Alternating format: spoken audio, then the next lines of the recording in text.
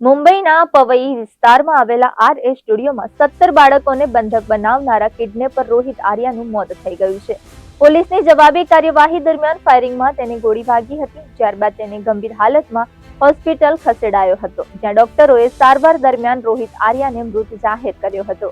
મૃત રોહિત આર્યાએ 17 બાળકોને બંધક બનાવ્યા હતા. આ તમામ બાળકોને સ્ટુડિયોમાં રોહિતે ઓડિશન માટે બોલાવીને બંધક બનાવી લીધા હતા. બંધક બનેલા બાળકો પહેલા માળે કાચમાંથી બાળકો બહાર ડોક્યું કરતા નજરે પડ્યા હતા. ત્યારે આ ઘટના બાદ પોલીસ તાત્કાલિક સક્રિય થઈ હતી અને પોલીસે તાત્કાલિક ઘટના સ્થળે પહોંચીને બાળકોને સુરક્ષિત બહાર કાઢ્યા હતા.